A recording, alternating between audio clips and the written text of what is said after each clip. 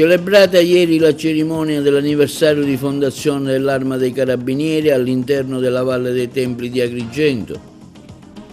Consegna degli attestati stamani agli alunni delle scuole secondarie del concorso nazionale Pretendiamo la legalità, che si è svolto alla caserma Angelone della Polizia di Stato. Si è riunito ieri il CDA dell'AICA, disponibilità alle dimissioni, si va verso il commissariamento? Incontro stamani con le autorità regionali sul futuro dissalatore a Porto Empedocle. Il sindaco Marchello chiede che venga realizzato un pennello che scarichi i reflui della dissalazione a 800 metri dalla costa. Prima riunione del Libero Consorzio di Agrigento, tra le novità approvate il finanziamento di 200.000 euro per il futuro aeroporto della città. Dissequestrati dal Tribunale del Reesame 50.000 euro sequestrati al dirigente del comune di Ravanusa Cerratana. L'ufficio della pastorale sociale della diocesi di Agrigento firma un documento dove si chiede ai cittadini di collaborare richiamandoli alla responsabilità morale e al senso civico. Sequestrato un cantiere a Reclami Noa per i lavori di consolidamento del costone a salvaguardia delle zone archeologiche. Grazie a un antidoto prontamente preparato dall'ASP di Agrigento, salvato un giovane intossicato a Ragusa.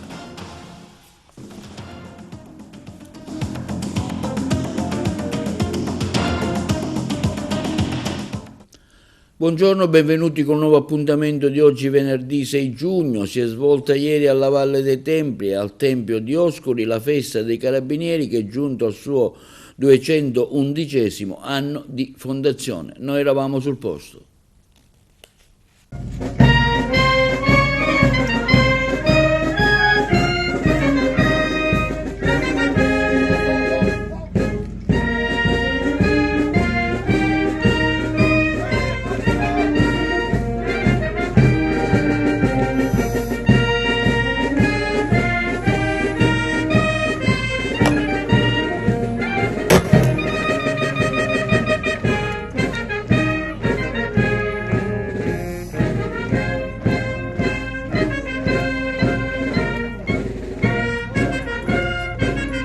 Si è svolto ieri alla Valle dei Templi di Agrigento, al Tempio di Dioscuri, la festa dei Carabinieri, giunta al suo 11° anno di fondazione, alla presenza delle massime autorità civili e militari, ai convalori della città di Agrigento, del Libero Consorzio, ai sindaci del territorio e alle associazioni sindacali.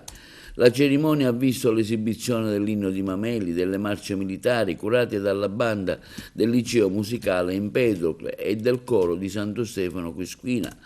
Nella sua relazione il maresciallo De Tullio ha voluto privilegiare tra vari punti quello della lotta antimafia, della violenza alle donne, che continua a richiedere un impegno costante da parte di tutte le strutture dei carabinieri in provincia, quello relativo alla criminalità organizzata predatoria sul fronte dei furti e delle rapine, quello in particolare degli anziani che sta assumendo proporzioni vero rilevanti. Anche il settore della sicurezza nel mondo del lavoro è stato particolarmente attenzionato, come quello dell'ambiente, ricordando tra tutti l'incendio avvenuto a Licata nella discarica con conseguenti disastri per l'ambiente. Interventi realizzati da donne e uomini, ha concluso De Tullio, che hanno scelto di servire il Paese e che hanno anche loro la loro umanità con moglie, mariti e figli. Nel corso della cerimonia sono stati assegnati riconoscimenti, l'encomio semplice ai carabinieri Carozzo, Bifulco, De Giglio e Pedano per un'operazione dedicata a disarticolare un gruppo criminale dedito allo spaccio. Il riconoscimento è stato assegnato dal procuratore di Agrigento Di Leo e da quello di Sciacca Maligno. Quindi a seguire la consegna della targa all'otto assegnato a maresciallo Manzo della Compagnia dei Carabinieri di Raffadali per aver individuato autonomamente soggetti che hanno effettuato la rapina di moto in una concessionaria locale mentre era libero dal servizio, insospettito da un furgone, e lo ha seguito ed è riuscito a individuare i soggetti che avevano effettuato la rapina, restituendo il dovuto ai proprietari. La targa è stata consegnata dal prefetto Caccamo e dal sindaco Miccichè. La cerimonia si è quindi conclusa con l'esibizione di brani classici della scuola Cantorum di Santo Stefano Quisquina.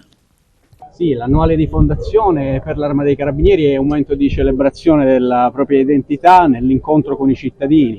In questo caso siamo onorati di farlo in una cornice meravigliosa che è quella della Valle dei Templi, del Tempio dei Dioscuri, e quindi in un luogo simbolo per la città, luogo che rappresenta appunto il legame tra questa celebrazione e la comunità presso cui lavoriamo ogni giorno e che siamo chiamati a servire. Quindi oggi è un momento anche utile per raccontare le nostre attività, per raccontare quello che facciamo, per spiegare ai cittadini, per incontrare le istituzioni e dire qual è il nostro impegno quotidiano per questa comunità. Un impegno che ovviamente vede in primo luogo il contrasto alla criminalità organizzata, ne sono testimonianza le operazioni condotte con la Direzione Distrettuale Antimafia di Palermo a dicembre e a gennaio, che testimoniano ancora la presenza purtroppo in questi territori di una criminalità che tende a mantenere il controllo del territorio, tende a influenzare le dinamiche economiche. E poi ovviamente un contrasto che si allarga a tutte le forme di illegalità, da quelle della, per esempio, terribile della violenza di genere, un fenomeno che purtroppo riscontriamo anche nella provincia di Agrigento come in tutto il resto del territorio nazionale, un fenomeno che viene contrastato quotidianamente in primo luogo dalle stazioni carabinieri, che non sono solo un reparto deputato al contrasto, quindi alle indagini di polizia giudiziaria, ma sono soprattutto un luogo di ascolto, un luogo di incontro con i cittadini e con le vittime di questa tipologia di reati.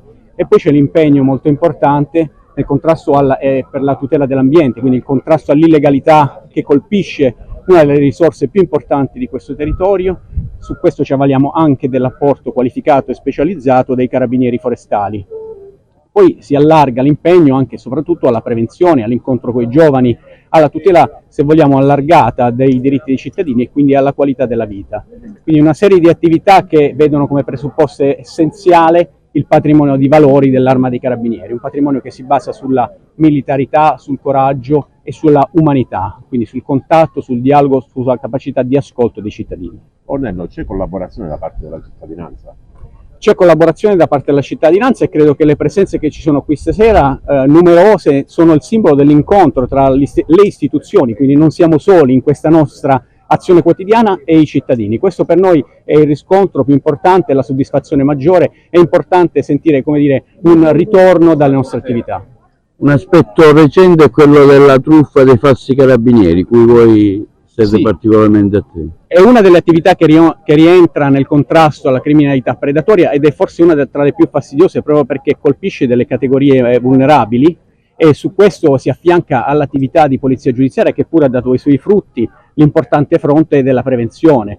Ci sono state diverse campagne lanciate proprio dal comando provinciale, l'ultima è quella con Federfarma e con l'ordine dei farmacisti per la diffusione di messaggi e di volantini anche in tutte le farmacie della provincia, quindi rafforzando questa comunicazione che è essenziale. Una comunicazione che ha dato i suoi frutti perché ha aumentato il numero di truffe sventate grazie alla collaborazione delle vittime e quindi alla telefonata al 112 e all'attivazione dell'intervento.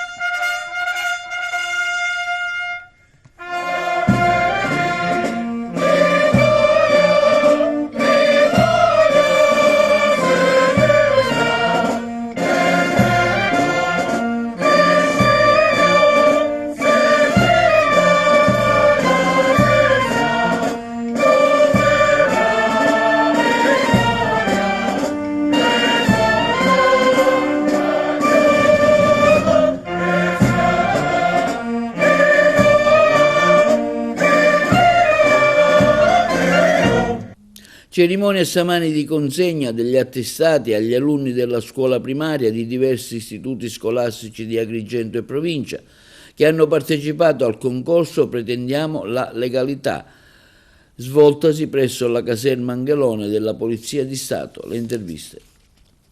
Parliamo di questa iniziativa giunta alla sua 8ª edizione che coinvolge diversi studenti della provincia. Sì, questa è un'iniziativa nazionale, ormai all'8ª edizione di Pretendiamo Legalità. in cui ci sono stati degli incontri con le scuole che hanno partecipato a questa iniziativa e hanno realizzato dei lavori.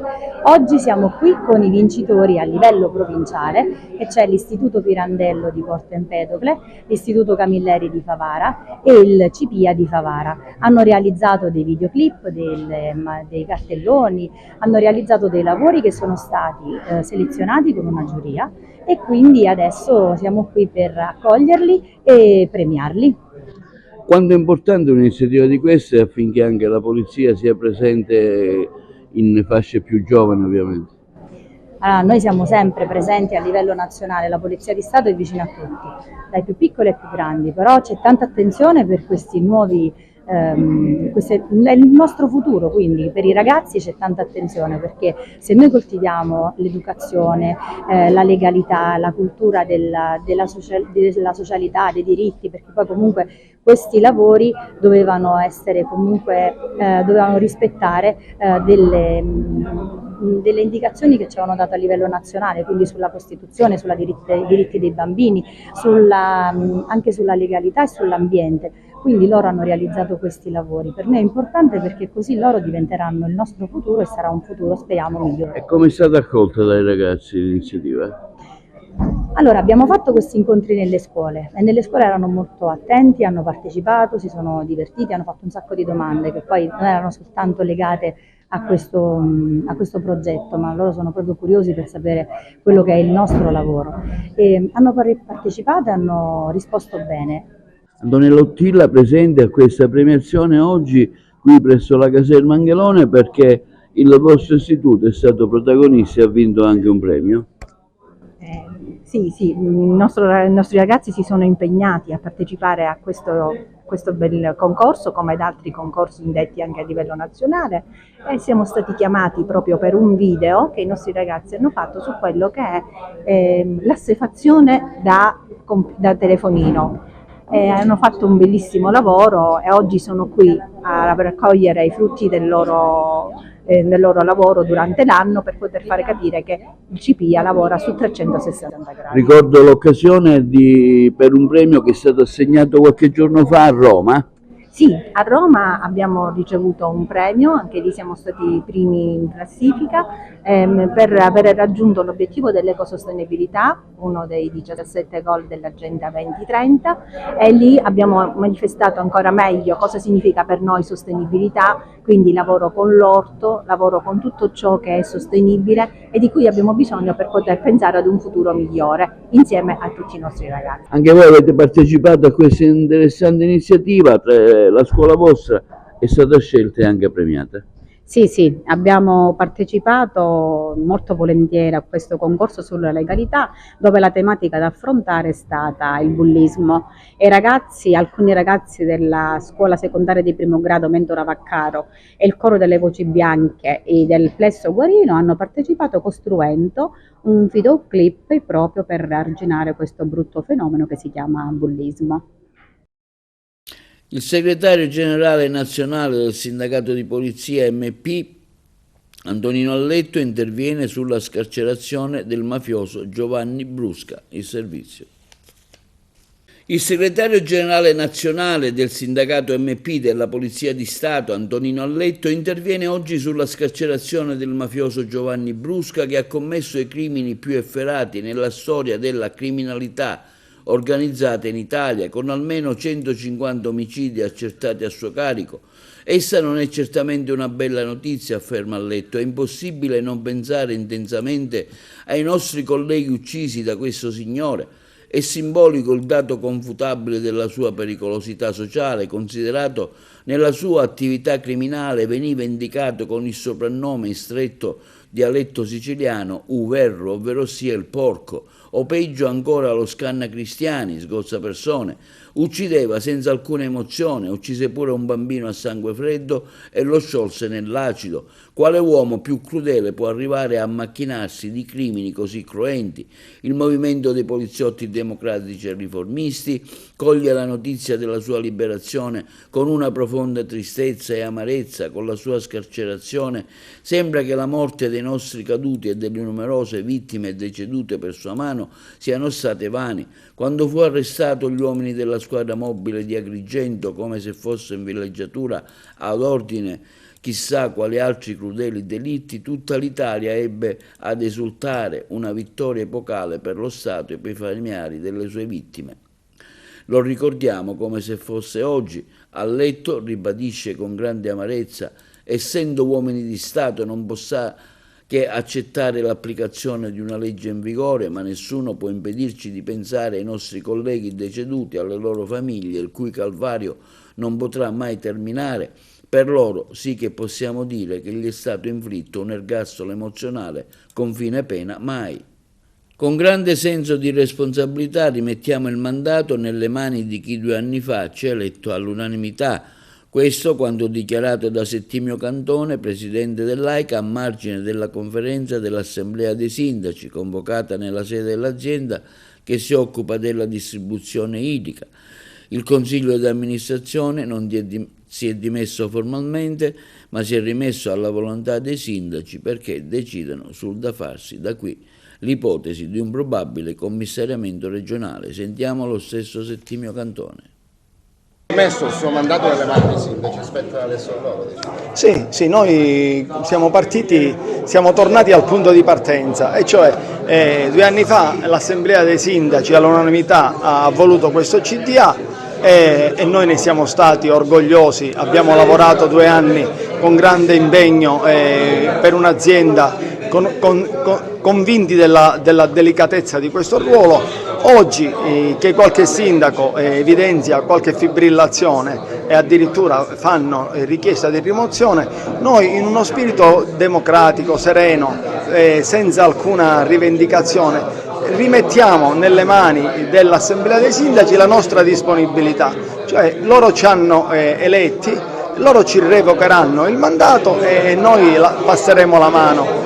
Questo è una cosa che avviene in una democrazia compiuta, avviene sempre con la massima trasparenza e con la massima serenità, quindi nessuna voglia di chissà quali strategie. I sindaci o c'entra anche l'inchiesta della Procura di Agrigento? No, l'ho detto con molta chiarezza, l'inchiesta della Procura afferisce all'appalto della rete idrica di Agrigento, ci è dispiaciuto che un parlamentare nazionale abbia voluto associare l'inchiesta con una responsabilità di AICA, perché AICA è soltanto al Consiglio di amministrazione di AICA, è un organismo che non ha nulla a che vedere con le scelte dell'appalto, che sono tutte indirizzate presso organismi esterni. Presidente, mi scusi, il sindaco Castellino ha rispolverato una vecchia lamentela che c'era, una vecchia discussione. La rete idrica del Comune di Agrigento non è stata mai finanziata. No, questi dettagli tecnici, Peppe, io mi attengo alle notizie di stampa, tutti questi dettagli tecnici sugli uffici, sui finanziamenti, sulle scelte procedurali non afferiscono al CDA. Che cosa si aspetta dalla prossima assemblea? Dalla prossima assemblea mi aspetto che facciano chiarezza, che individuino un percorso, perché questa azienda pubblica è stata frutto di grandi sacrifici. Noi abbiamo tentato di farla rivivere, di farla vivere, abbiamo tentato di farla funzionare nel miglior modo possibile, ma in assenza di risorse diventa tutto proibitivo, per cui occorre una capitalizzazione di AICA, una ricapitalizzazione, un'iniezione economica forte, altrimenti AICA è destinata all'asfissia finanziaria. Quando ammontano i debiti? No, non è un problema di debiti e crediti, perché forse, come ho detto nella relazione, i nostri crediti sono superiori ai debiti. Il problema è che compriamo l'acqua a un prezzo caro da una società senza contratto, che impone un prezzo per scelte fatte altrove di 0,70. Questo 0,70 euro al metro cubo più IVA, in presenza di una città per esempio come il comune capoluogo, che ha il 64% di perdite, cosa determina? Che per riempire un serbatoio di 1000 litri di acqua io non ho bisogno di 1000 litri, ma ho bisogno di 1640 litri.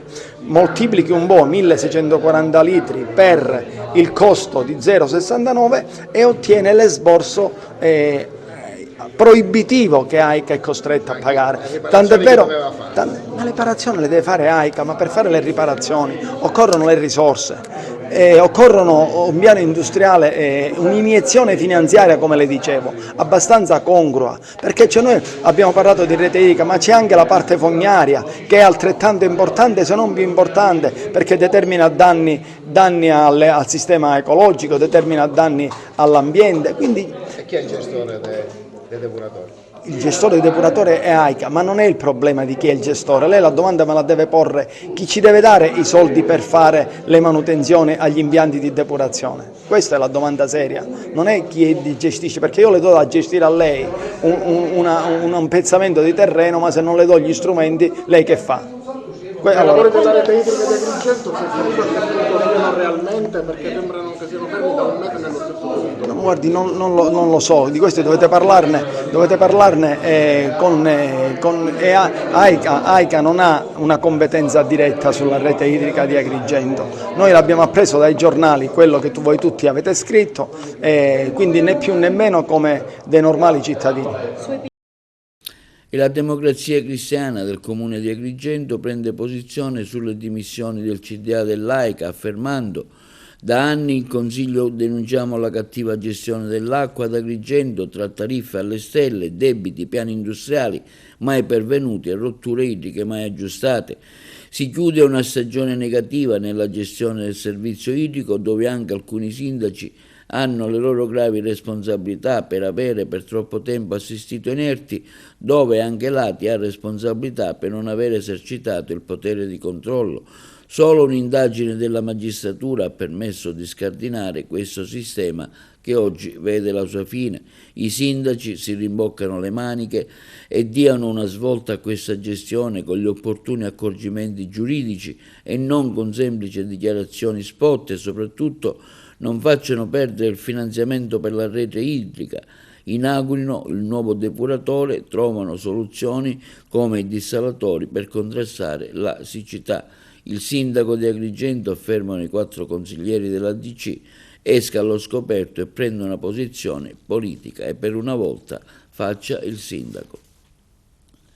Riunione oggi dei vertici regionali sul futuro dissalatore di Porto Empedocle. Il pennello per lo scarico dei residui della dissalazione, la cosiddetta salamoia, sarà effettuato a 800 metri dalla costa con una condotta apposita. Sindaco, quali le novità relativamente alla condotta idrica del dissalatore a Porto Empedocle? Stamattina c'è stata un'interessante riunione, ci dica? Sì, buongiorno direttore. Questa mattina c'è stata l'ultima conferenza di servizi in merito all'impianto di dissalazione del comune di Porto Empedocle, alla presenza di tutte le autorità interessate al progetto: commissario straordinario per l'emergenza idrica, l'ingegnere Coggina, direttore della protezione civile, ASP, beni culturali, ARPA, capitaneria di porto, tutti gli enti interessati. La realizzazione del dissalatore, fermo restando che ritengo che sia necessario per liberare questa città e questa provincia dal problema idrico che l'attanaglia ormai da qualche anno, e quindi l'opera necessaria ed indispensabile. Però ho fatto emergere in quella sede, facendolo mettere anche in verbale, che l'entrata in funzione del dissalatore potrà e dovrà avvenire solo esclusivamente al termine della realizzazione della prescrizione stabilita, cioè la realizzazione di una conduttura di 800 metri per la liberazione della salamoia in mare. Una conduttura di 800 metri che libererebbe qualsiasi tipo di problema riguardante la nostra costa e che scaricherebbe la salamoia a circa 1 chilometro dalla battigia. Questa è stata messa a verbale e la richiesta del Comune di Porto Empedocle, facendo presente che il Comune di Porto Empedocle aveva rilasciato in merito all'ubicazione del dissalatore un parere negativo, in quanto riteneva che quel sito non era conforme alle prescrizioni dal punto di vista urbanistico, e che indicava nel vecchio sito dove era nato in precedenza il dissalatore il sito congeniale. Vista però l'emergenza e vista i poteri conferiti al commissario, hanno deciso di installare, avendo avuto la disponibilità dell'Enel, il dissalatore in quel sito. Quindi, detto questo, e fermo restando la necessità di far fronte ad un'emergenza idrica che sarà il più acuita nei prossimi giorni e nei prossimi mesi, la prescrizione della realizzazione e della messa in funzione del salatore è condizionata alla realizzazione dell'intero pennello a mare, che sarà distante circa 800 metri. Quindi questa è stata la prescrizione che è stata voluta e richiesta in questa ultima conferenza di servizi, senza la quale abbiamo detto ed affermato che siamo contrari alla messa a regime e quindi in funzione del dessalatore. Il Consiglio del Libero Consorzio Comunale di Agrigento ha approvato i primi 2 provvedimenti, tra i quali il finanziamento sul progetto dell'aeroporto, il servizio. Primo impegno del Consorzio Comunale di Agrigento, che si è riunito per l'approvazione di 2 provvedimenti inseriti all'ordine del giorno. Presenti il Presidente della Provincia Giuseppe Pendolino, coadiuvato dal Segretario Generale Pietro Amorosia, dai consiglieri del Libero Consorzio e dai dirigenti dell'ente. Il primo punto in discussione ha riguardato il recesso unilaterale della convenzione di segreteria tra il Libero Consorzio Comunale e il Comune di Palma di Montechiaro. Il provvedimento è stato approvato con l'astensione dei consiglieri Castronovo, Alongi, Terrana, Cinà e Nicastro. Il secondo punto all'ordine del giorno previsto ha riguardato un provvedimento di variazione al bilancio di previsione 2025-2027 illustrato dal dirigente del settore contabile Fabrizio Caruana, che ha presentato la proposta. Si tratta nello specifico di uno stanziamento maggiore delle entrate da parte del governo regionale e di un finanziamento ricevuto con i fondi del PNRR sulla digitalizzazione delle procedure SUAP. Altra modifica alla variazione di bilancio ha riguardato la destinazione di 200.000 euro sulla fattibilità del progetto dell'aeroporto, dopo il parere favorevole espresso dall'ENAC sul sito al fine di rispondere alle varie osservazioni richieste dal Ministero delle Infrastrutture per l'inserimento di Agrigento nel Piano Nazionale Aeroporti. La proposta ha trovato l'accoglimento del Presidente Pendolino, dell'intero Consiglio del Libero Consorzio, che ha approvato all'unanimità il punto inserito all'ordine del giorno. Il Presidente Pendolino, a conclusione dei lavori, ha ringraziato l'intero Consiglio auspicando una collaborazione nell'interesse della comunità della provincia agrigentina. Francesco Cacciatore, sindaco di Santo Stefano Quisquina, è stato eletto nuovo segretario provinciale del Partito Democratico di Agrigento. L'abbiamo intervistato.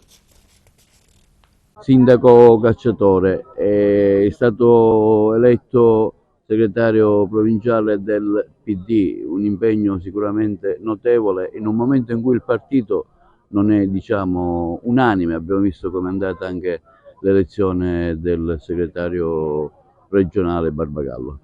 Sì, assolutamente sono d'accordo con lei, ma è questo il senso, lo spirito di servizio per la mia candidatura, una candidatura che vuole essere assolutamente di ricomposizione dell'intero quadro dell'intero Partito Democratico agrigentino. La mia è una candidatura che proprio si ascrive a non una componente politica precisa, ma vuole essere un momento di sintesi, di grande unità e di grande rilancio del partito in provincia, proprio per avere una comunità democratica aperta, plurale e che possa ritornare a essere, diciamo, al baricentro della scena politica anche provinciale, non soltanto regionale. Ecco, in questo senso come vi organizzerete? Ricordiamo che tra un anno si voterà anche in città. Sì, questo è uno dei primi impegni, uno dei primi appuntamenti che attenzioneremo. Da subito cominceremo un incontro con tutti i circoli, tutte le sezioni della provincia. Vorrò, come dire, attenzionare e rilanciare i circoli che sono proprio l'anima del nostro partito. Dopodiché attenzioneremo tutte quelle che sono le scadenze elettorali, naturalmente in primis il comune capoluogo, che per noi rappresenta una sfida assolutamente importante anche alla luce di tutte le situazioni che stanno emergendo in queste ore. Come si legge questa spaccatura regionale? Ma oggettivamente una diversa impostazione di quella che è una linea politica. Noi abbiamo ritenuto che la segreteria Barbagallo, solo esclusivamente un giudizio politico, non sia stata all'altezza della situazione. Per questo abbiamo richiesto con forza una netta discontinuità, che poi nei fatti non è avvenuta, e quindi una spaccatura fra le aree politiche del partito che hanno riportato ad avere Barbagallo, e devo dire con una posizione di minoranza, assolutamente di minoranza, candidato unico e segretario non unitario dell'intero gruppo dirigente. È tanto esperiente, com'è la situazione in provincia del partito? Lo Stato di Salute è un partito, diciamo, nelle piazze o è un partito che è chiuso nelle sue stanze? Ma guardi, è un partito che deve necessariamente recuperare un appeal verso gli elettori e deve avere, diciamo, un momento di ricucitura col popolo del centro-sinistra. Io dico centro-sinistra senza trattino. E questo è l'arduo compito che ci attende. Lavoreremo per questo, per trovare una simbiosi, una rinnovata fiducia nei confronti dell'elettorato deluso, amareggiato, che oggi magari non va a votare, e sicuramente del mondo giovanile, che per quanto mi riguarda è stato determinante nella vittoria alla segreteria provinciale. Linea alla regia per la pubblicità. Nel corso della perquisizione scattata nella sua abitazione lo scorso 14 maggio, nell'ambito dell'ormai nota inchiesta sugli appalti truccati dietro il pagamento di tangenti, i poliziotti della squadra mobile di Agrigento gli avevano sequestrato e trovato 50.000 euro in contanti. Il Tribunale del riesame, presieduto dal giudice Wilma Angela Mazzara, ha accolto il ricorso avanzato dall'avvocato Giarratana e ha esposto il dissequestro della somma in denaro all'ingegnere Vittorio Giarratana, di 52 anni, ex dirigente del comune di Ravanusa e attuale capo dell'ufficio tecnico di Val Guarnera. La difesa aveva sostenuto che non vi erano prove che quei soldi fossero di provenienza illecita. Il professionista indagato nella maxi inchiesta della Procura di Agrigento per gli inquirenti, Giarratana, tra i più stretti collaboratori dell'architetto Alesci, farebbe parte dell'associazione a delinquere a suo carico. Proprio in seguito al ritrovamento del denaro era scattata l'accusa di ricettazione. E dopo i recenti fatti di cronaca riguardanti l'inchiesta della Procura su appalti e mazzette, l'Ufficio Pastorale Sociale e il Consiglio Pastorale Diocesano richiamano la comunità agrigentina alla responsabilità morale e al senso civico. Il servizio.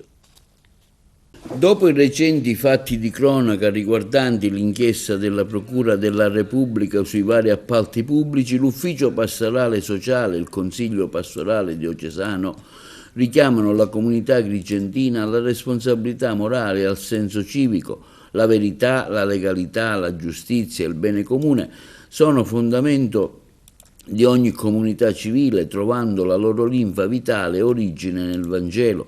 In un contesto che lascia intravedere pratiche clientelari, distorsioni del bene pubblico e possibili comportamenti illeciti, la Chiesa agrigentina non può restare in silenzio e indifferente. Ci uniamo all'invito del Procuratore della Repubblica di Agrigento affinché chiunque sia a conoscenza di fatti o dinamiche rilevanti si assuma la piena responsabilità di collaborare con la magistratura e con le forze dell'ordine. Questa richiesta non è solo un appello civile, ma anche una profonda chiamata evangelica e morale che trova il suo pieno fondamento nella dottrina sociale della Chiesa. Come autorevole ricordato nelle encicliche, in particolare nella Caritas in Veritate, nel compendio della dottrina sociale, la legalità è condizione essenziale per la giustizia sociale, per la promozione della dignità della persona e per la costruzione del bene comune. Si depreca quindi la corruzione in ogni sua forma, perché è un male che distrugge il tessuto sociale, togliendo risorse ai più deboli e minacciando la fiducia tra i cittadini e le istituzioni. Non può in nessun modo trovare giustificazioni l'omertà e la complicità di un sistema ingiusto e corrotto. Non si può restare spettatori del degrado morale. Si fa pertanto un appello forte alla coscienza di ogni cittadino, imprenditore, amministratore, politico, professionista, a scegliere con coraggio la verità, la giustizia e la responsabilità. È tempo per la nostra città, designata capitale italiana della cultura, di ricostruire il tessuto civile con scelte limpide, trasparenti e partecipate. Questo quanto affermato in una nota stampa dall'Ufficio di Pastorale Sociale e dal Consiglio Pastorale Diocesano dell'Arcidiocesi di Agrigento. Sequestrato l'intero cantiere per i lavori di consolidamento del costone a salvaguardia della zona archeologica e dell'abitato di Raclea Minoa in territorio di Cattolica Raclea. Questo quanto disposto dal CIP del Tribunale di Agrigento Giuseppe Zampino in accoglimento alla richiesta avanzata dalla Procura della Repubblica. Nel 2004 la vicenda è legata alla frana che causò l'interdizione di via Minosse e lo sgombro delle sottostanti residenze estive. L'inchiesta nasce dall'esposto di uno dei proprietari dell'abitazione colpite dalla frana. Sono 3 gli indagati accusati di disastro colposo in concorso. Si tratta di un 74enne di Agrigento, progettista e direttore dei lavori, un 74enne di Agrigento, funzionario del Geo Civile, nonché responsabile unico del procedimento, e di un 74enne di Cattolica Raclea, geologo. Continua con costanza l'intensa attività del Comitato di Quartiere Cannatello di San Leone, il cui direttivo è quotidianamente impegnato a raccogliere le segnalazioni che provengono dai cittadini residenti nella zona e riportarle agli organi preposti e competenti il servizio. Continua con costanza e intensa attività del Comitato di Quartiere Cannatello, il cui direttivo è quotidianamente impegnato a raccogliere le segnalazioni che provengono dai cittadini residenti nella zona e riportarle agli organi preposti e competenti. E di oggi la richiesta che il coordinatore del Comitato di Cannatello, Renzo Marino, ha inoltrato al nuovo comandante della Polizia Municipale di Agrigento, Vincenzo Lattuca, al quale intende sottoporre alla sua attenzione tematiche quali la situazione della viabilità, l'illuminazione pubblica, la pulizia e la tutela ambientale e la situazione della rete fognaria. In quell'incontro i delegati del Comitato sottoporranno al maggiore Lattuca alcune situazioni riconducibili alla sfera delle sue competenze d'ufficio, che creano attualmente un quadro sconfortante sulle condizioni del territorio e di conseguenza sulla qualità della vita degli abitanti del quartiere di Cannatello di San Leone, problematiche già rassegnate al sindaco Francesco Miccichè in occasione dell'incontro che si è svolto presso il Palazzo Comunale lo scorso 9 aprile.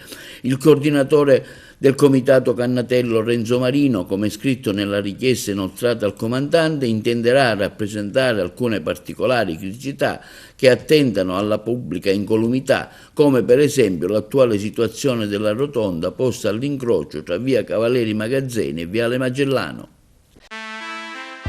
Di queste iniziative ce ne vorrebbe una al giorno. Siamo qui a Castellammare del Golfo per la 4ª edizione della manifestazione Puli Fondali, Puli Spiagge,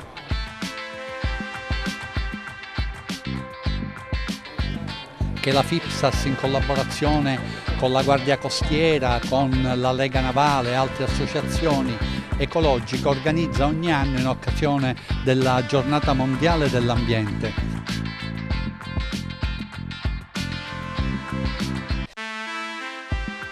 Ringraziamo il Comune di Castellammare, la Lega Navale Italiana, sede di Castellammare del Golfo, il Presidente Giuseppe Stabile per l'attivo e importante supporto che ci danno anche quest'anno.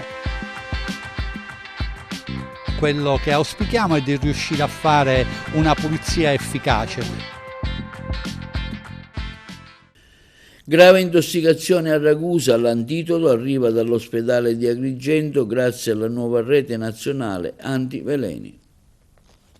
È arrivato in tempo e ha potuto fare la differenza. L'antidoto contro un grave intossicazione da glicole etilinico è stato fornito d'urgenza al servizio antiveleni della unità operativa complessa di farmacia del presidio ospedaliero San Giovanni di Dio di Agrigento all'ospedale Giovanni Paolo II di Ragusa, dove un paziente in condizioni critiche necessitava del trattamento con fomepizolo. Il tempestivo intervento è stato possibile grazie all'ingresso dell'unità operativa di farmacia dell'ospedale agrigentino nella rete nazionale dei centri antiveleni, che fa capo al centro di Pavia, un traguardo ottenuto sotto la guida del direttore del Dipartimento del Farmaco, dottor Giuseppe Bellavia, che ha promosso il potenziamento delle scorte e la varietà di antidoti disponibili nella struttura. L'importanza del risultato, ha spiegato il dottore Bellavia, nasce dalla crescente diffusione di sostanze potenzialmente tossiche in ambito domestico e lavorativo. Disporre di antidoti in tempi rapidi può letteralmente salvare delle vite umane. La richiesta urgente è giunta il 4 giugno scorso, gestita in poche ore dalla rete SAV, Servizio Antiveleni, dell'ASP di Agrigento, dimostrando l'efficienza del sistema e la capacità di risposta in situazioni di emergenza. Il servizio è gestito dalla dottoressa Pizzimenti. La sanità agrigentina si conferma così un punto di riferimento regionale nella gestione delle intossicazioni gravi, contribuendo attivamente al sistema nazionale in un'ottica di cooperazione e supporto reciproco tra le strutture sanitarie. Approvato il nuovo decreto sicurezza, l'approfondimento dei colleghi di Trapani. Non è affatto vero che questo decreto risponde soltanto a una prospettiva repressiva. Tutt'altro, la sicurezza è la condizione necessaria per creare la libertà. Più sicurezza per noi significa più libertà. Con 109 voti favorevoli, 69 contrari e un'astensione, il Senato ha dato il via libera definitivo al controverso decreto sicurezza, già approvato dalla Camera lo scorso 29 maggio. Il testo, diventato ora legge, è stato approvato in un clima carico di tensione. In aula si sono sfiorati scontri tra senatori, mentre le opposizioni hanno inscenato un sit-in, sedendosi davanti ai banchi del governo e gridando vergogna. Dopo iniziali resistenze, il presidente del Senato, Ignazio La Russa, ha sospeso temporaneamente la seduta. Il provvedimento, composto da 39 articoli, punta, almeno nelle intenzioni del governo, a rafforzare la sicurezza interna, ma secondo molti osservatori rischia in realtà di comprimere spazi di libertà e di diritti civili. Il decreto introduce nuovi reati e altrettante aggravanti, rivedendo diverse norme del codice penale e di procedura. Ma cosa cambia concretamente? Uno dei punti più discussi è l'introduzione del reato di resistenza passiva nei confronti delle forze dell'ordine, una mossa che segna un netto giro di vite contro forme di protesta non violenta, spesso adottate nelle carceri e nei centri di permanenza per i rimpatri. Non solo, c'è il cosiddetto blocco stradale, anche se attuato pacificamente, sarà ora punibile penalmente fino a 6 anni di carcere se compiuto in gruppo, trasformando un tempo banale, illecito, amministrativo in un vero e proprio reato. L'opposizione l'ha già ribattezzata una norma anti-Gandhi, ma c'è di più. Chi danneggia persone o cose durante le manifestazioni rischia pene da 1 anno e mezzo a 5 anni e multe fino a 15.000 euro. Viene inoltre introdotto l'arresto anche in flagranza differita, cioè a distanza di tempo, grazie a video e foto raccolti durante i cortei.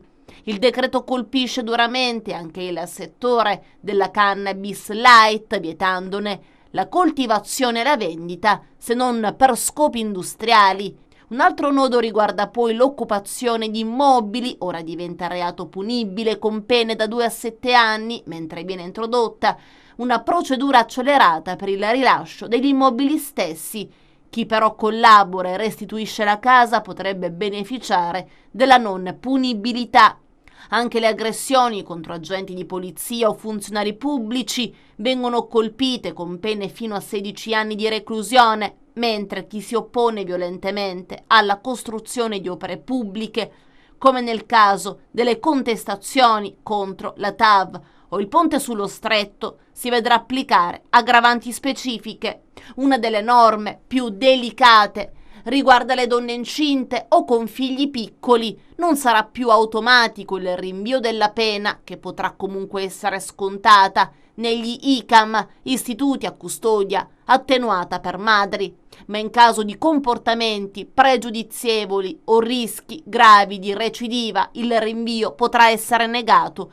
Arrivano nuove norme anche contro il terrorismo, punendo chi detiene o diffonde istruzioni per la costruzione di esplosivi o per compiere attentati, con pene fino a 6 anni.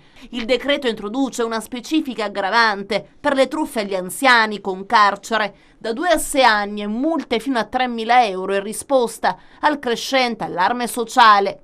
È stata infine modificata, a seguito dei rilievi, la norma che obbliga i migranti a presentare il permesso di soggiorno. Per acquisire una SIM telefonica ora sarà sufficiente un documento di identità.